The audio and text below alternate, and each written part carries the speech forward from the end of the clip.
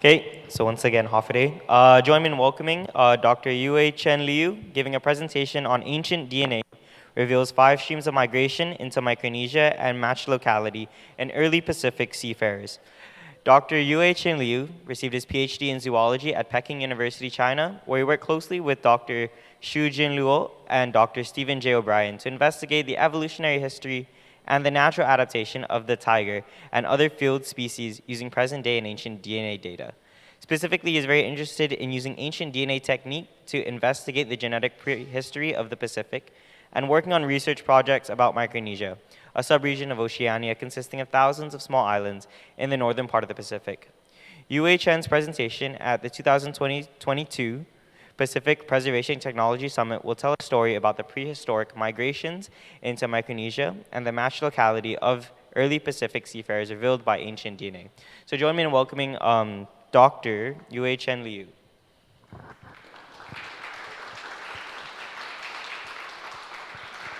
Thanks for the introduction. Can everyone hear me voice?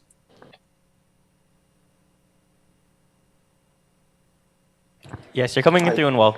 We can hear you. Yeah, thank you. I'm Yue-Chen Lui from Dr.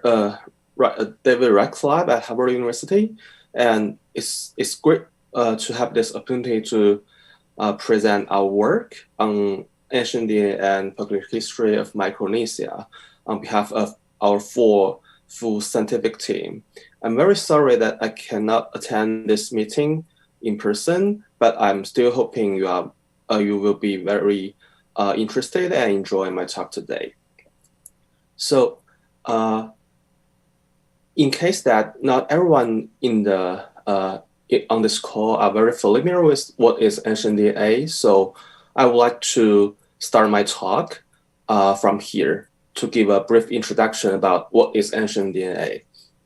So ancient DNA is the study of DNA collected from biological specimens that lived anywhere from hundreds of thousands of years ago.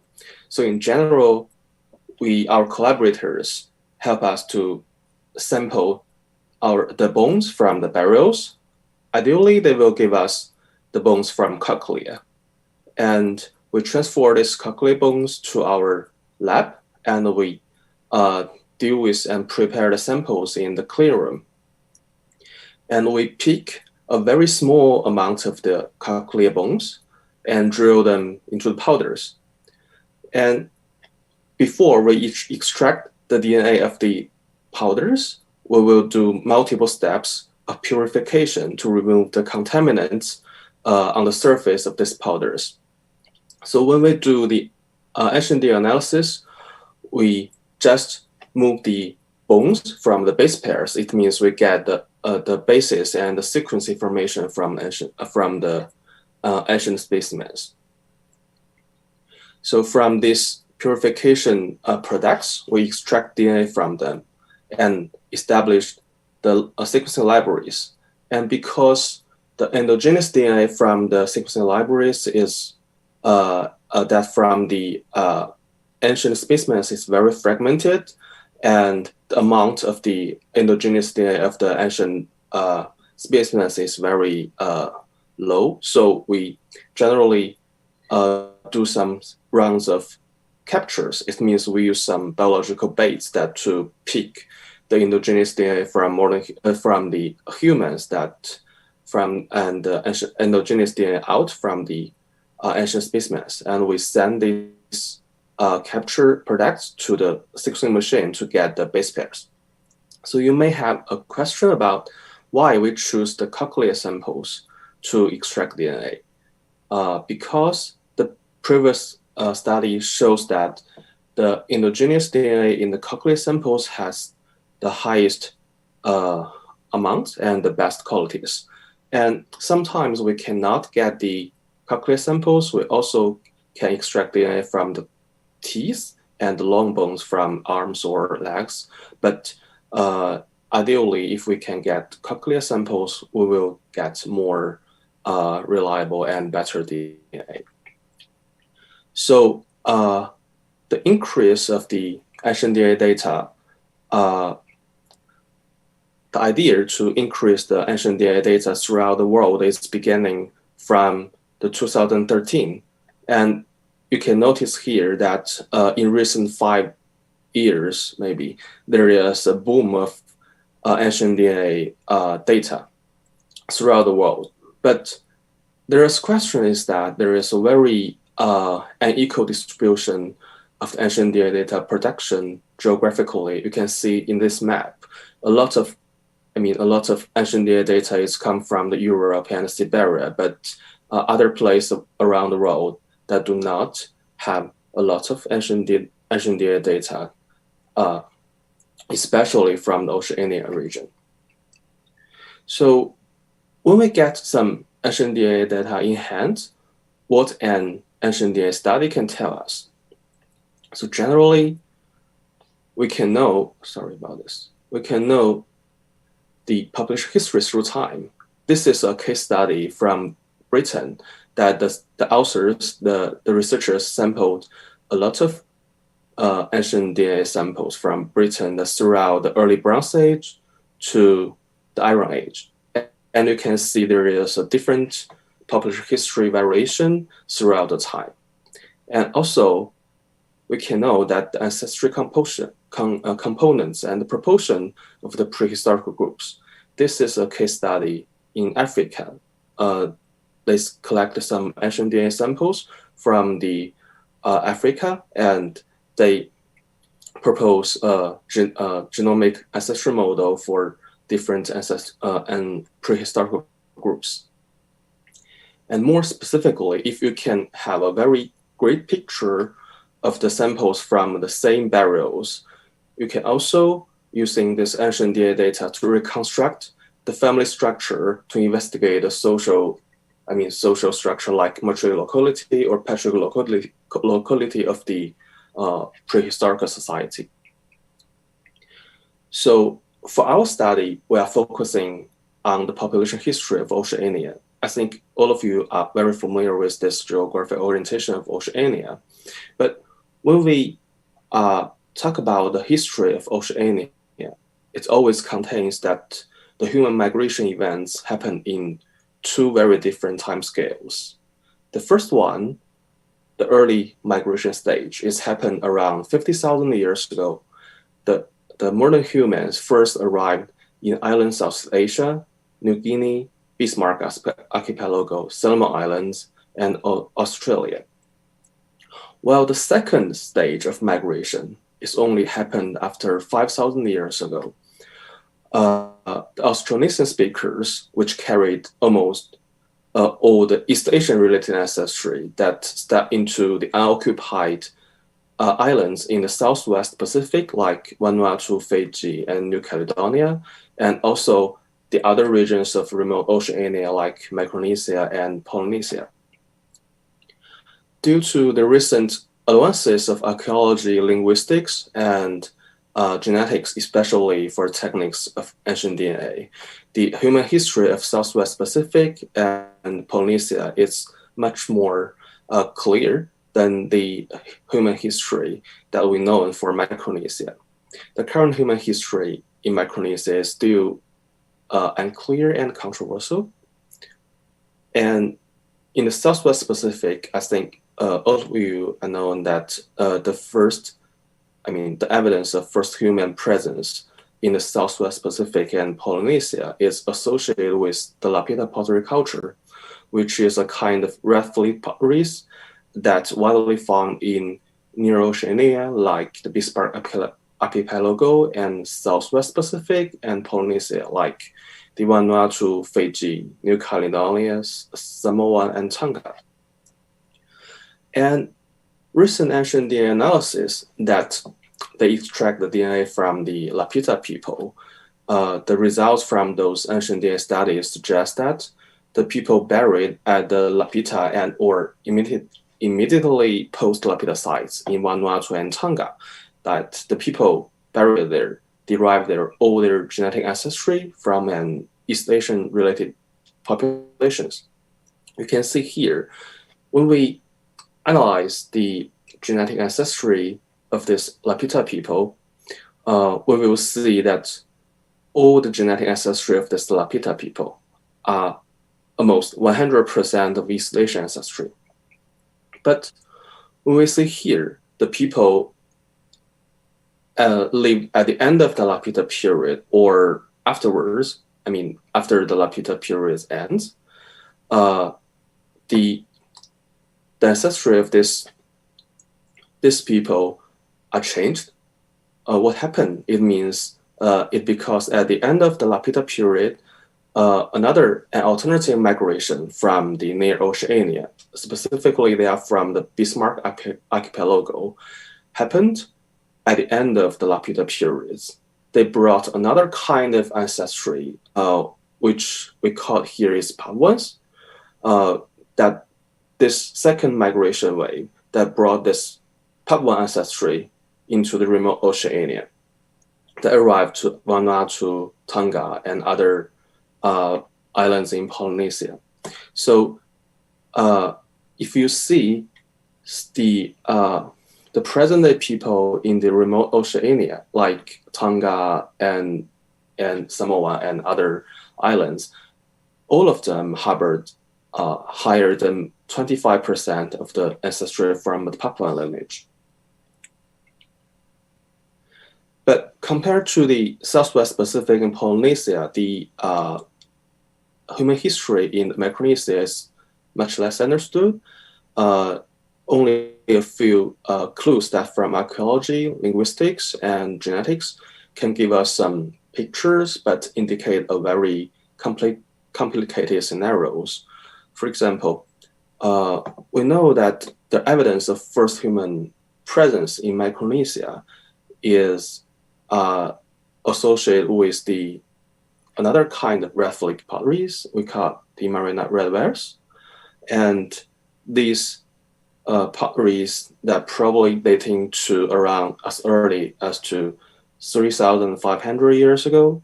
So there is some hypothesis that saying that the settlement of the Micronesia perhaps began slightly earlier than the Southwest Pacific and Polynesia. But we're still unknown that where this Mariana redwares culture come from, and where the people and who are the people who brought these materials to the Marianas Islands.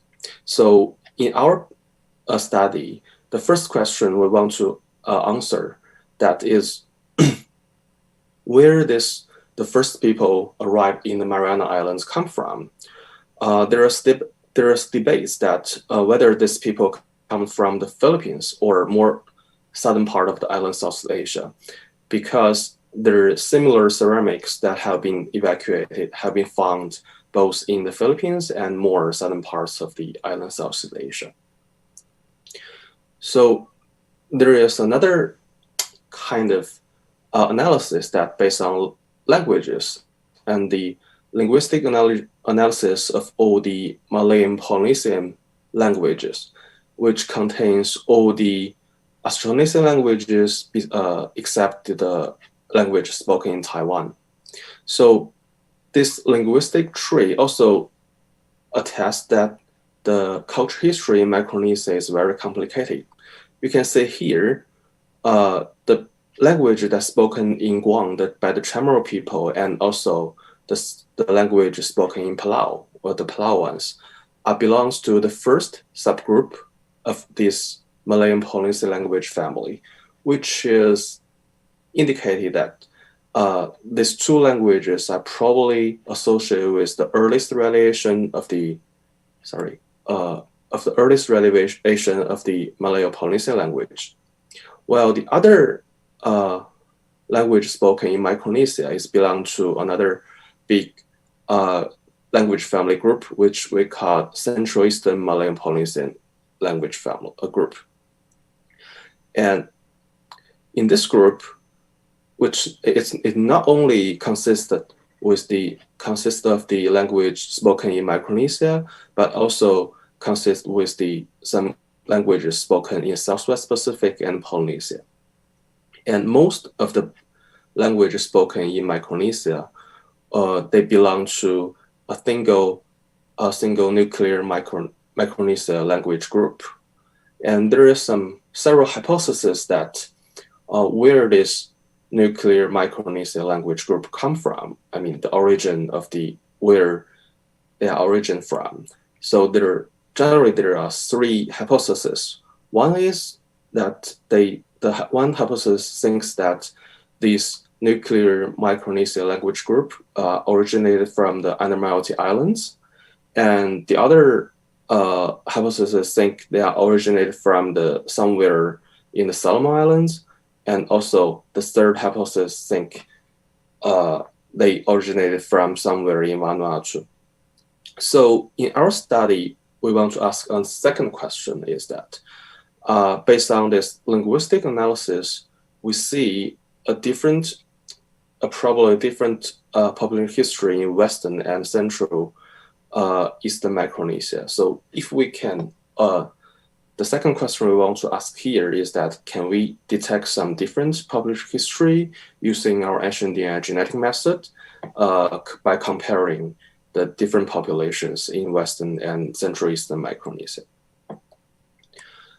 We also know that some atolls in the Central Micronesia that belongs to Polynesian outliers, which means the peoples living there is speaking Polynesian languages and sharing the Polynesian cultural traits. So the third question in our study we want to answer or we want to ask is that can we use some genetic method or by using our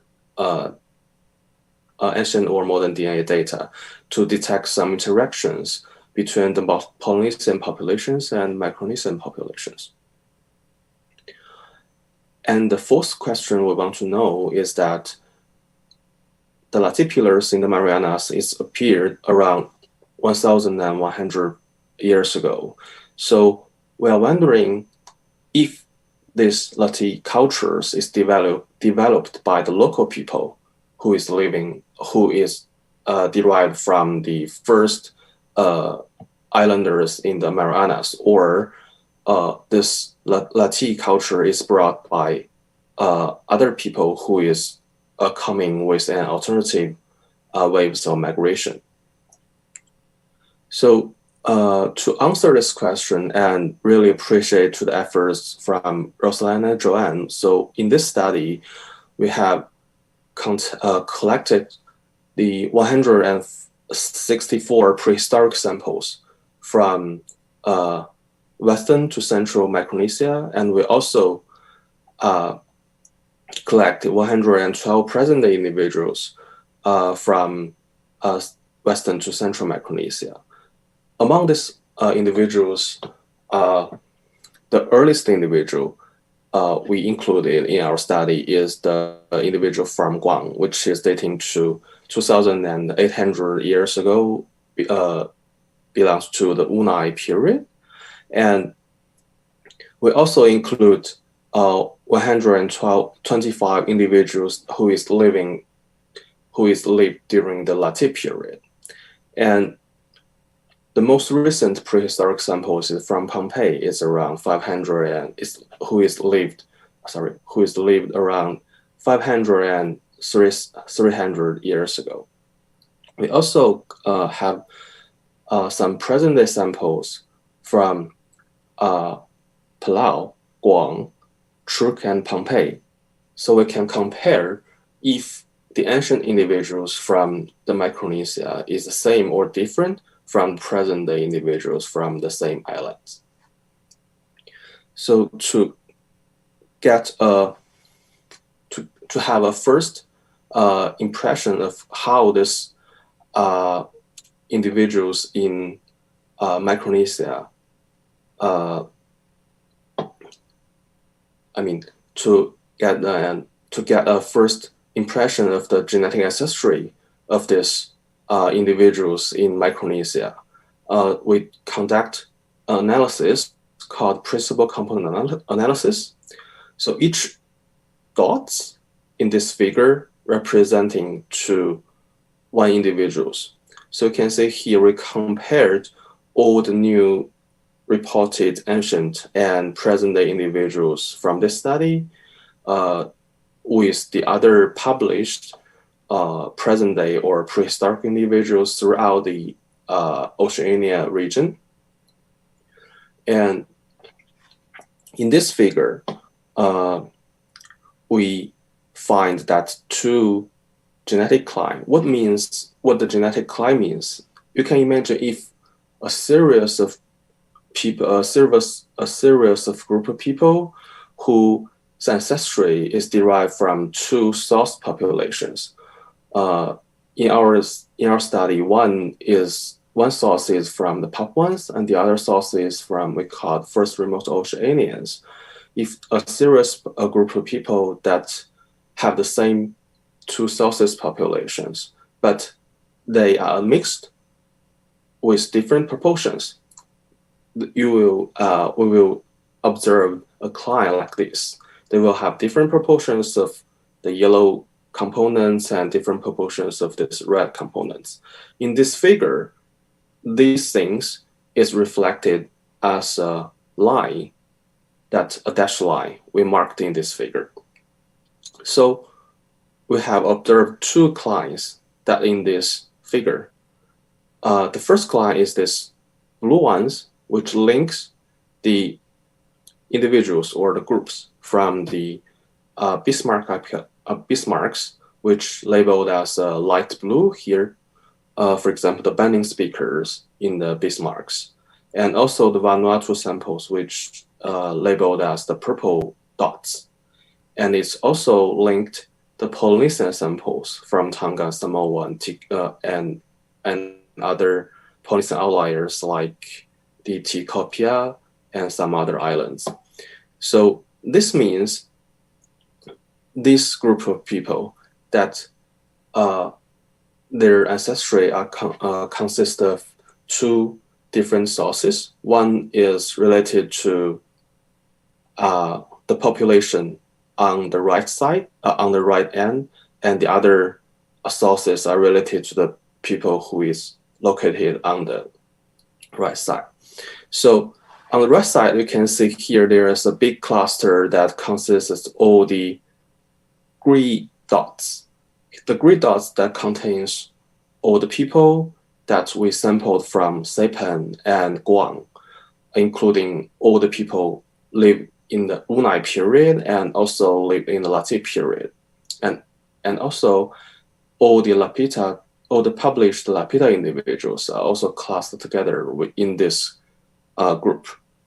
It means that the Lapita people from Vanuatu and Tonga, and also the Unai and the Latte people from Guam and Saipan has very similar ancestry, which is close to these people. And these people, they are from the southern China, the Dai people from southern China, and also the Ami, Atayal, and Kankani people from the Philippines. So you can see this blue line that links the Banning people in Bismarcks and also some ancient people that carry the Southeast Asian ancestry. Well, in this figure, there is another cline. In this, we label them using this green dashed lines, which links this green groups, which are the groups of the people from the mainland New Guinea, like the New Guinea Highlanders, and also the coastal area from the New Guinea. And the other is this orange dots. But this orange dots is from the Palau, Truk, and Pompeii. All the ancient individuals from Pompeii is also classed together with the present-day people in Pompeii and Truk. So this gives us an hypothesis is that the people from Truk and Pompeii and also Palau carry a different kind of Papua ancestry compared with the people who is living in Polynesia, because this cline links the New Guinea related group together with the Palau, Truk, and the Pompeii groups, while the Polynesian groups located in this cline who is linked with the Spanish speaker groups from the Bismarcks. And you can see here there's another circle that all the present people from Guam is located in this circle, and who is very close to the prehistoric people from the Marianas. I mean, in our studies from the Saipan and Guam, which indicates that there is a genetic continuity. It means their ancestry are derived from the ancient people who is arrived in the Guam and Saipan. So since we have some hypothesis that the Polynesian samples and the Micronesian samples are derived from different Papuan sources, and so we test this hypothesis using some statistics. You can see these two figures. The first figure, we test the different Papuan sources population for different groups across Oceania. And the second figure, we test if these islands, these groups from Oceania have different first remote Oceania sources. Just repeat the things that I explained before, is that you can imagine if a serious population are derived from two different sources, but with different proportions. So you will see this different proportion of different colors ancestry in this figure, and which is reflect in the left side is the different lines, different regression lines we marked in these two figures. So you can see in the top figures, the first genetic line links the Vanuatu samples, which is labeled using this purple dots, and together with this blue dots. And also you can see there are some light blue dots closely along this regression line, which means these light green lines from the Bismarck archipelago, from the New Britain, is contribute to sort of ancestry of the Vanuatu samples and Polynesian samples. Well, all the other Micronesian group are located on the other genetic line, which linked the New Guinea groups, which labeled using these green dots, and in the second line, which means this New Guinea related group may contributed to sort of ancestry of this Palau, Pohnpei, and Truk of these groups. And in the second figure, you can see that all the Pohnpei and Truk present-day and ancient individuals are located in the same line with the populations from other Neo-Oceania and Polynesian groups. And also, but there is some groups from Palau and Guam. And also our Lati groups from Guam and Saipan are significantly deviated from this line. It means that the first remote Oceania sources of these groups, Palau, Guam, and Lati groups from Guam and Saipan, are different from the first remote Oceanian sources that contributed to these groups. And we know that this line, the first remote Oceanian ancestry that contributed to this line, is related to Lapita associated samples. And these, the Palau, Guam, and Lati group from Guam and Saipan, their first remote Oceanian ancestry is from a different first remote Oceanian groups, which is, in our study, we label them as the Wunai Guam groups. So we then want to know whether there is genetic admixture or different genetic proportions that we can see in these groups that spread all over the Oceania. So we compared the present day and prehistorical individuals that we have for the study with the other groups all over the world, including Africans, Europeans, and Native Americans. So we can see there are 5 major genetic ancestral components widely spread in Oceania. 2 are related with the Southeast Asian groups.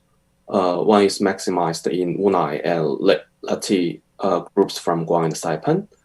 And the other is maximized in the Lapita people from Vanuatu and Tonga. And there are 3 ancestral components that's maximized in New Guinea, Bismarcks, and Solomon Islands. We call the ancestry from these 3 islands are Papuans, and we call this 2 Southeast Asian ancestry maximized in Guam and this Vanuatu and Tonga related to Wunai, Lati groups and the Lapita groups are first remote Oceanians. So in Palau, we can see the present-day Palau people, their ancestry consists of some sort of Papuan ancestry that is originated from mainland New Guinea, and also another kind of Southeast Asian ancestry. Sorry. And for the people from Truk and Pompeii, we can see that their ancestry comes from the groups that are related to Lapita individuals, and also they harbor some ancestry that originated from the mainland New Guinea. Well, the present-day people from Guam, who is carried the Southeast Asian ancestry, together with some small proportion of Native American ancestry and European ancestry. So the next things we want to do is to calculate the specific proportions of this different ancestry across the groups that we studied in this work. So we test a series of statistics models, and we know that the prehistoric people from Pompeii and present-day people from Pompeii, also present-day people from Truk, have very similar genetic ancestral proportions. Well, the genetic ancestry of the people from Palau has a different kind of Southeast Asian ancestry, which can be represented by the Wunai and Lati people from Guam and Stepan. And well, the people from Pompeii and Truk harbor a Southeast Asian ancestry, which is associated with the Lapita people. Well, the present-day people from Guam, it harbors some ancestry that's derived from the Wunai and Lati people from Guam and Saipan, and also carried a small proportion of ancestry from Native American and Europeans. And this estimation is based on the SNPs or the genetic information we have from the autosomes. And we also want to know what happens if we estimate this genetic ancestral proportions using the X chromosome. Because in the males and females, the females have two copies of X chromosome, and the males have 1 copy of X chromosome. If we see some differences of the genetic ancestral proportions on the estimation using X chromosome and also autosomes, we will have some observations about if there is a sex bias, a mixture happened in the prehistoric time. So you can see here, there is a differences of Southeast Asian ancestry, I mean the first remote Oceania ancestry differences when we run the same statistics models using autosomes and X chromosome. What this mean? This means that the people who brought the Papuan ancestry into the remote Oceania, both the Micronesia and the Polynesia, and also some near Oceania populations. The pub ancestry is primarily come from the males. It's the males come from the near Oceania islands that arrived to the Micronesia and Polynesia to bring the pub ancestry into the Micronesia and the Polynesia. And because in the previous statistics models, we know that the present Palau people and the prehistoric people from Guam and Saipan and the present people from Guam derive their Southeast Asian ancestry most closely related to the groups from the Wunai and Lati, Guam, and Saipan. So we try to test all the models that we tested before in a mixed graph, which means we can test all the static models at the same time. So in this figure, we can see that the groups from the central Micronesia, like the Truk, Pompeii, that they derived their Southeast Asian ancestry from a group that related to Lapita samples that from the Vanuatu and Tonga. And they also derived some Papua ancestry from groups that's closely related to the New Guinea Highlanders.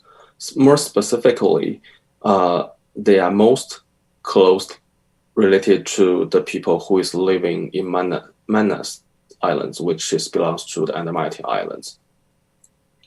Well, when we reconstructed the models for present-day Palau and the present-day people from Guam, present-day Chamorros, we found that we cannot easily using the Wunai group related to the Wunai Guam as a single source.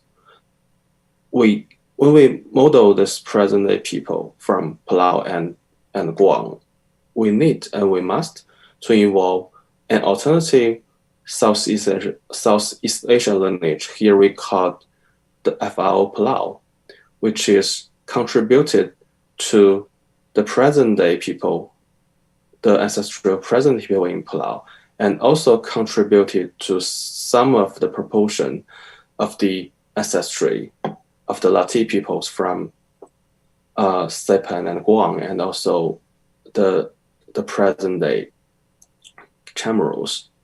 So when we estimate the admixture time for this admixture event, we can see this admixture time happened in present-day Guam. I mean, in the history of the present-day Guam, and happened in the history of the Lati people. It's very similar with each other. They are highly overlapped. And also, when we estimate the mixture events happen in central Micronesia, the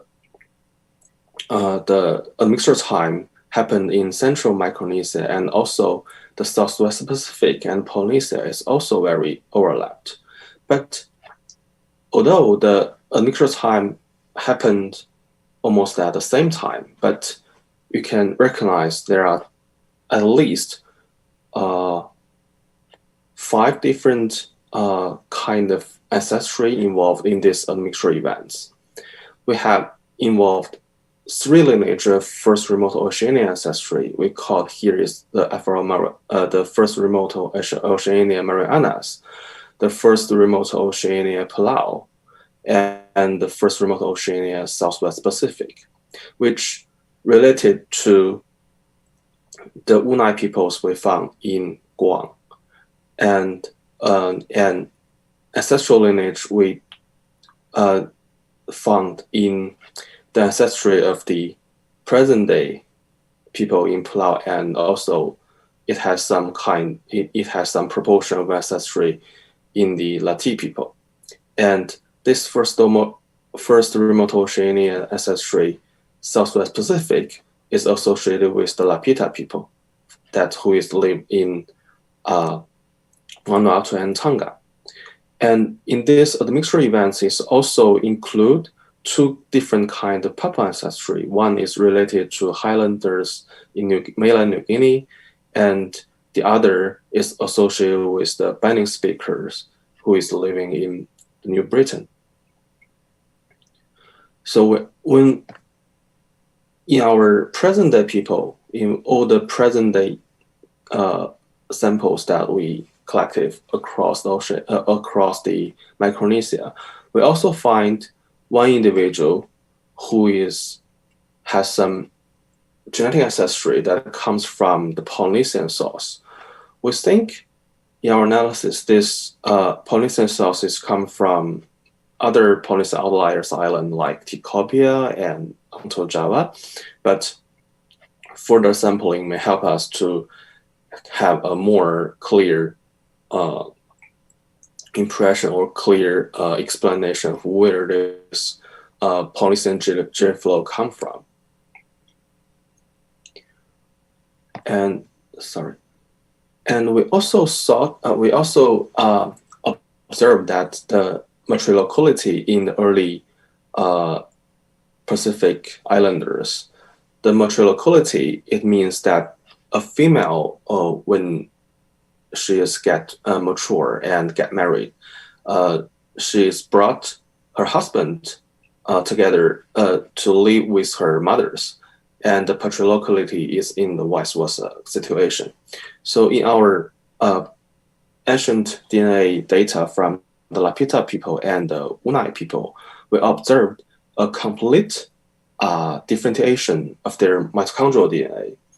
As you know, the mitochondrial DNA is only inherited from the mothers. So we think these complete differentiations of mitochondrial DNA in the Lapita people and the Unai people is because of the matrilocality of these two different early Pacific Islanders.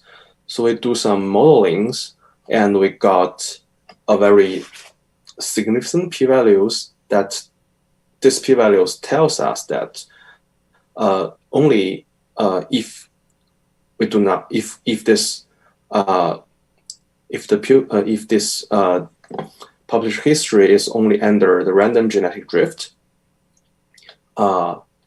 this complete mitochondrial DNA differentiation will not happen.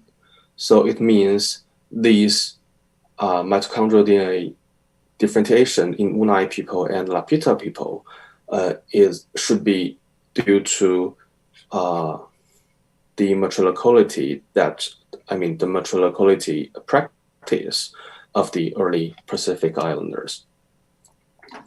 And using our ancient DNA data and genetic methods, we also detected a lot of individuals who is buried in Natang and Anaguan, which is in the Saipan, that a lot of individuals buried there has close relatives who is located near each other.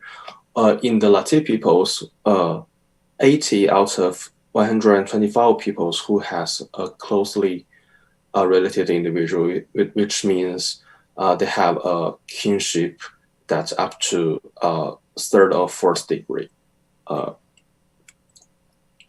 So in the summary, our analysis suggests that there is 5 migration happened in prehistory of Micronesia. The first one is the people, the Unai people, the migration that brought the Unai people that arrived in Guam. And the second one, probably from another place in Southeast Asia or island Southeast Asia, that brought a different ancestry who is arrived in Palau and also contribute to the ancestry for the Lati people and in Guam and Saipan. The third one, who is associated with the Lapita people, arrived in the central Micronesia, for example, in Trucan and Pompeii. The first one is associated with the Papuan people who is living in the coastal area, the northern coastal area of New Guinea, and also the Admiralty Islands, who is arrived in Palau, Truk, and Pompeii. While the fifth one is related to Polynesian groups, which happened in much more recent time, probably after 1,000 years ago. So I want to thank all the people who involved in this study, especially the Rosalind and Joanne, who is our archaeology collaborators in this study, and they will give their talk after this talk. And thank you all for listening, and I'm happy to take any questions.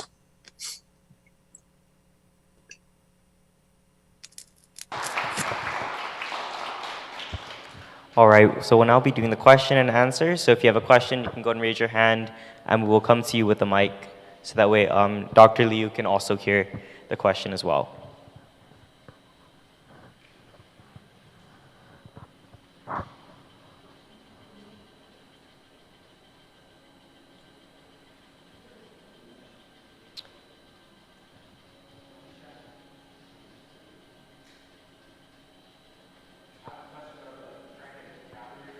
Okay.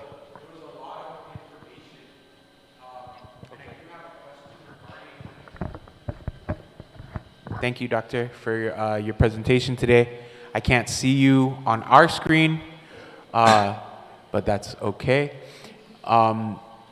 Your presentation featured so much information, and I'm sure that you and your team did so much research and collaborating to bring this all together. Going through the presentation you had today, you described the Unai people and the Ladi people, and I'm just a little, I'm still learning about DNA contributions in the Marianas. Could you sort of maybe go through that one more time? And what are the differences in their DNA between a Unai person and a Ladi person? What could you elaborate more on that? I'm still a little confused as to what that means. Yeah, thank you for the question. And actually, in our analysis, the Unai people and the Lati people, both of them are carried the genetic ancestry that from Southeast Asian. But when we do some genetic models for to test if the Lati people are directly derived from the Unai people, in our models, only a scenario are successful when we introduce an alternative lineage that is from the basal lineage from Southeast Asia. It means the Lati people has the genetic ancestry from the Unai people and an alternative lineage from the basal Southeast Asian lineage. But the question is, we do not have a very good representative population, whether they are from the prehistoric time or present time, for that alternative lineage that also contributed to the ancestry of the Lati people. Do I explain clearly about the difference from the Unai and Lati people?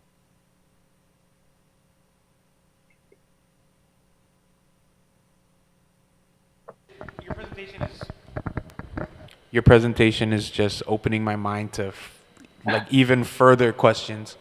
But if I heard you correctly, you also stated that the Unai people and the Lapita people are somewhat related, but probably do they have a same source or do they have different sources? Actually, it's a very, it's a very great question. Actually, we have our hypothesis about the origin of the Lapita people and the Unai people. We think they are from the subpopulation of a big South populations in South America, in Southeast Asia. You can see that the Unai people and the Lapita people have different mitochondrial DNA haplotype. The Wunai people have E1 and E2, and the Lapita people have a very traditional Polynesian motifs. We call it's B4A1A1. It's a different mitochondrial haplotype. In the autosome analysis, we think the Lapita people and Wunai people are very closely related to each other. Both of them are very close to the Southeast Asian populations, but in the mitochondrial DNA, they have complete differentiations. So our hypothesis is that, or they are from a big ancestral population, but belongs to different subgroups. And in our modeling, we are confirmed that the Wunai people and the Lapita people are derived from the same most recent common ancestor, but they have significant genetic differentiations. Hafaday, thank you for your presentation. Could you talk a little bit about the Native American, I guess, input into modern Chamorros? Which part of, I guess, the continental U.S. or the North America, which tribes, whichever? I just, yeah, open mic on that one, please. Just talk about the Native American influence in our modern DNA. Yeah. And we think the Native American ancestry of the present-day Chamorro people are because of the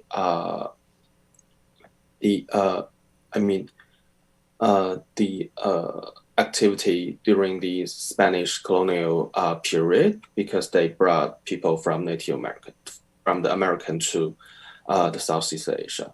And we actually, in our statistics model, in our analysis, we want to know where this Native American ancestry come from. We test different Native American, indigenous Native American groups as sources to test if they can get a successful genetic model for present-day Chamorro people.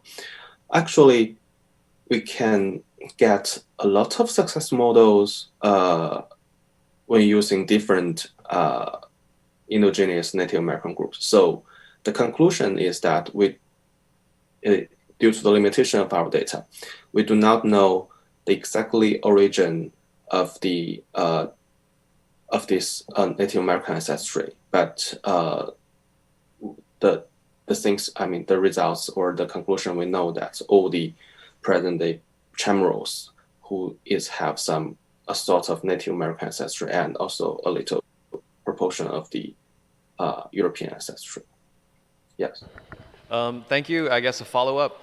So I imagine this was outside the scope of the study, but in looking at the linguistics, what did you happen to see anything in the literature review about Native American or possibly like pre-Mexican language having influence in modern Chamorro or last few hundred years of Chamorro?